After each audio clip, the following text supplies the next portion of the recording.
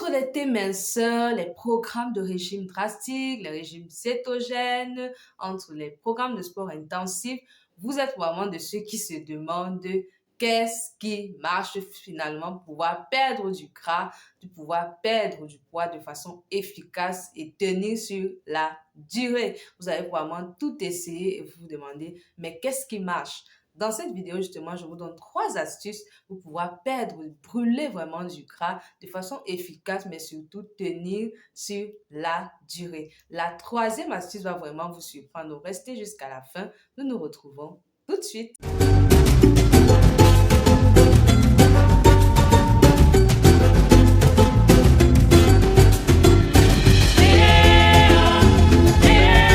Hello, bienvenue sur la chaîne Nutrition et Santé. Je suis le docteur Abel, je suis médecin, je suis diététicienne, également spécialisée en nutrition et je pratique ce qu'on appelle la médecine fonctionnelle. C'est une approche de la médecine différente de la médecine conventionnelle qui va consister à aller trouver les causes profondes des problèmes de santé et à les traiter essentiellement par les habitudes alimentaires et l'hygiène de vie. Donc, j'aide les personnes, particulièrement les Africains, à retrouver une meilleure santé, à se sentir mieux dans leur corps à travers leur assiette et leur style de vie. Donc, si cette thématique vous intéresse, n'hésitez pas à vous abonner et à activer la cloche de notification parce qu'il y a des choses hyper intéressantes qui arrivent. Alors, la thématique de la perte de poids a fait vraiment couler beaucoup d'encre de salive. Il y a beaucoup de choses qui entrent en jeu. Il y a beaucoup de techniques, beaucoup d'astuces et parfois c'est difficile de se retrouver. Je vous comprends parfaitement parce que moi aussi j'ai été en surpoids. J'ai fait vraiment des régimes. J'ai suivi même un régime, j'ai suivi un coaching, j'ai suivi un programme de sport intensif. J'ai pris des thés minceurs, donc j'ai fait pas mal de choses parce que vraiment mon poids me gênait. J'avais un ventre énorme, mais au-delà de tout ça, je perdais, après je reprenais, parfois je stagnais et ça a fini par me fatiguer. C'est d'ailleurs l'une des raisons qui m'a orientée, entre autres, dans la spécialité que je fais aujourd'hui. Donc, les astuces que je vais vous donner sont non seulement basées sur des études scientifiques, sur ce que la science dit, sur l'actualité scientifique, mais aussi sur mon expérience personnelle et sur l'expérience de nombreux patients qui sont déjà passés par notre coaching, qui sont déjà passés par nos services ou bien par les séminaires qu'on a eu organisés en ligne. Donc, c'est vraiment des astuces qui marchent. Et si vous les suivez de façon vraiment assidue, si vous êtes assez patient et discipliné, vous verrez vous-même les résultats. Donc, soyez très attentifs et suivez bien jusqu'au bout parce que, comme je l'ai dit, la troisième astuce va probablement vous surprendre. Alors, la première astuce pour pouvoir perdre du gras, si vous voulez perdre à moins 1 kg par semaine et que ces 1 kg là, c'est effectivement la masse grasse beaucoup plus que vous perdez, la première astuce, c'est diminuer drastiquement, diminuer vraiment, revoir à la baisse la consommation des aliments qu'on dit à indice glycémique élevé. Ça veut dire des aliments qui font rapidement monter votre taux de sucre dans le sang. Alors, qu'est-ce qui se passe? Pourquoi est-ce que c'est une astuce qui marche? Qu'est-ce qui se passe vraiment avec cette astuce? Ce qui se passe, c'est que lorsque vous mangez des aliments à indice glycémique élevé de façon fréquente, c'est-à-dire tous les jours ou presque tous les jours, ce qui se passe, c'est que vous faites constamment, rapidement monter votre taux de sucre et vous provoquez ce qu'on appelle des pics de sécrétion d'insuline qui est l'hormone, la gardienne du sucre si vous voulez. Donc, c'est l'hormone, la clé que le corps va utiliser pour dire, ah, il faut baisser ce taux de sucre, il faut le faire rentrer dans les cellules. Et quand ça rentre dans les cellules, ça va constituer les réserves énergétiques du corps.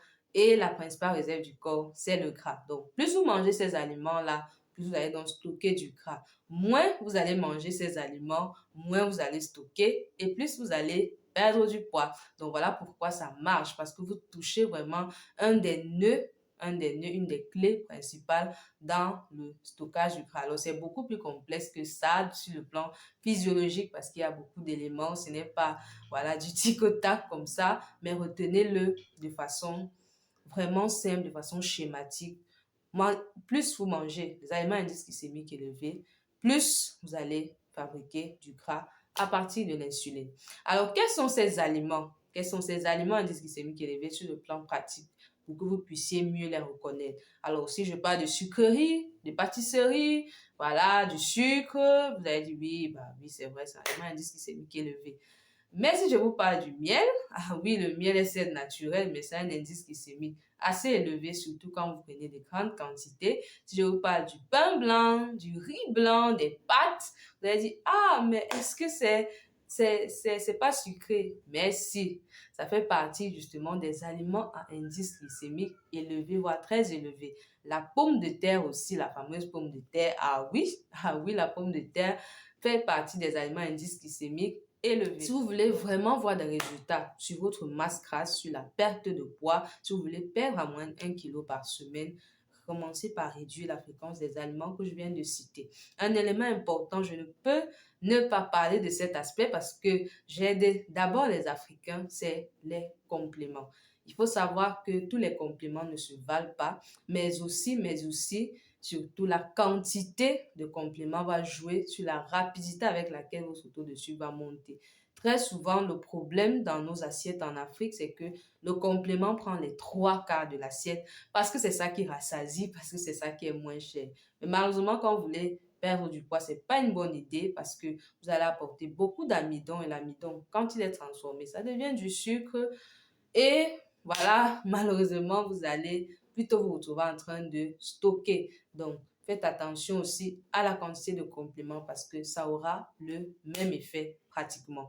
Donc, en gros, dans cette première astuce, revoyez à la baisse la consommation des aliments à indice glycémique élevé et privilégiez les aliments à indice glycémique bas ou modéré qui sont par exemple les céréales complètes, les versions complètes de ce que j'ai cité tout à l'heure, qui sont également des tubercules comme entières, c'est-à-dire qui ont encore leurs fibres, comme la patate douce, par exemple, qui a beaucoup moins de sucre. Je sais que c'est surprenant parce qu'elle est sucrée dans la bouche, mais elle a un indice glycémique modéré, voire bas. Donc, privilégiez vraiment ce type d'aliments. Ça ne veut pas dire qu'il faut manger des quantités interminables de patates douces ou de céréales complètes, mais privilégiez ces aliments. Gardez les aliments à indice glycémique élevé pour des occasions de plaisir. La deuxième astuce qui marche et qui marche vraiment, c'est augmenter les fibres dans votre alimentation. Oui, les fibres. Alors, les fibres sont contenues dans quel type d'aliments de façon pratique? C'est dans les légumes, que ce soit les légumes crus, les légumes cuits. Alors, les légumes crus, on va avoir la carotte, puisqu'on la mange souvent crue. On va avoir les choux rouges qui entrent souvent dans les entrées. Voilà, les légumes cuits, bien évidemment, c'est les feuilles. Parce qu'en Afrique, on a beaucoup de feuilles, feuilles de manioc, feuilles de patates, le zome, le folon, comme on dit au Cameroun, et ainsi de suite. On a également le gombo, qui est un excellent légume. D'ailleurs, je ferai toute une vidéo sur le gombo pour vous expliquer comment est-ce que c'est très bon pour la santé. Donc, on a ces légumes-là. Donc, augmenter la consommation des légumes. Alors, on a également les fibres dans les fruits. Oui, les fruits sont également riches en fibres. Je parle bien des fruits frais et non pas des fruits séchés parce que c'est pas la même chose et c'est pas la même composition nutritionnelle. Donc, les fruits frais ont vraiment assez de fibres, sont riches en eau, beaucoup de micronutriments. Ils sont très utiles. Donc, c'est pas des sacs à sucre comme on a souvent tendance à le penser. Donc, dans les fruits également, si vous n'êtes pas de ceux qui mangent des fruits constamment, augmenter la quantité de fruits. Alors, pourquoi est-ce que augmenter les fibres marche sur la perte de gras? Je vais prendre juste deux aspects, mais il y en a vraiment plusieurs.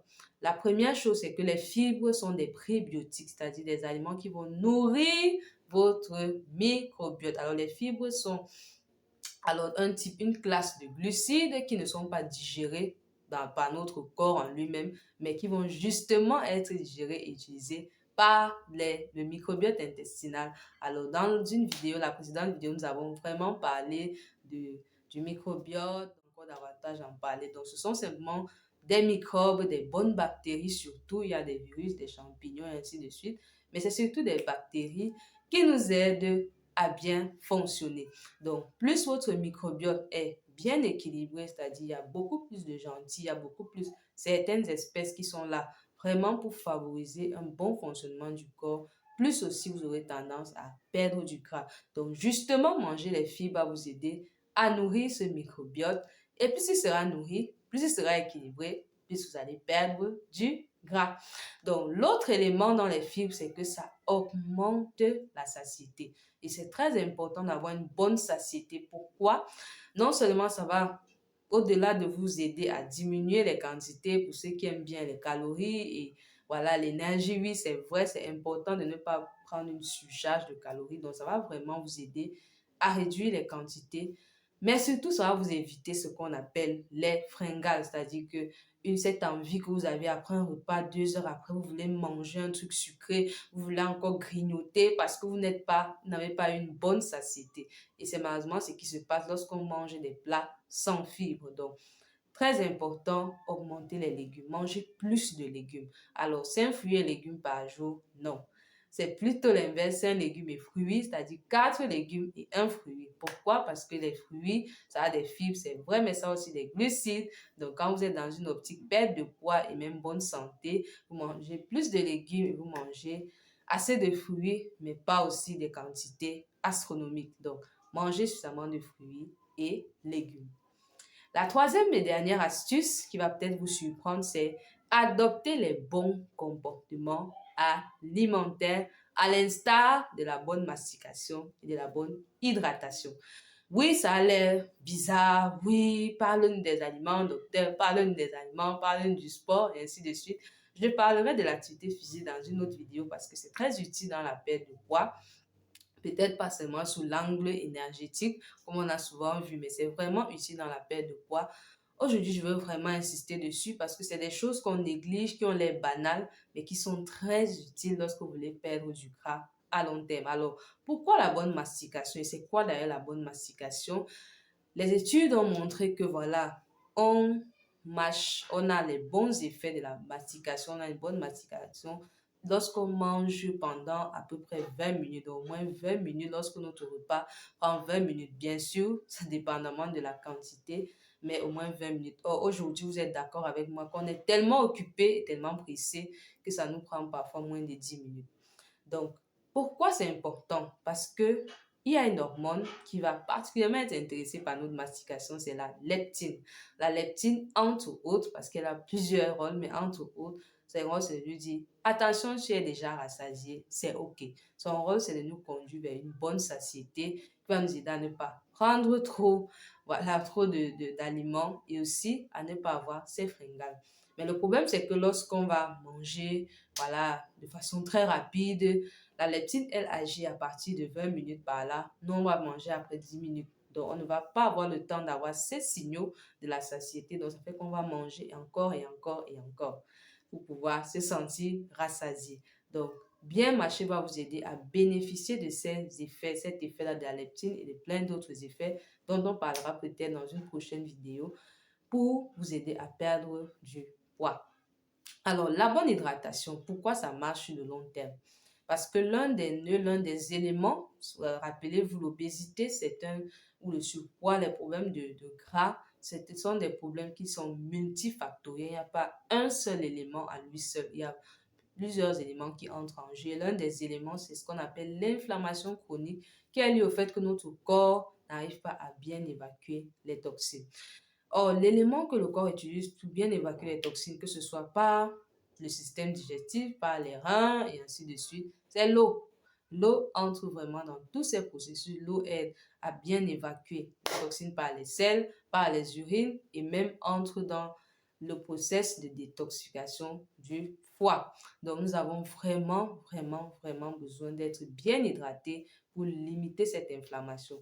Plus votre corps est inflammé, plus il aura tendance à fabriquer du gras parce qu'il veut, entre guillemets, contre-attaquer cette inflammation. Donc, plus vous êtes dans un état inflammatoire, plus vous aurez tendance à avoir de la masse grasse. Donc, moins il y a de l'inflammation, moins il y a de la masse grasse.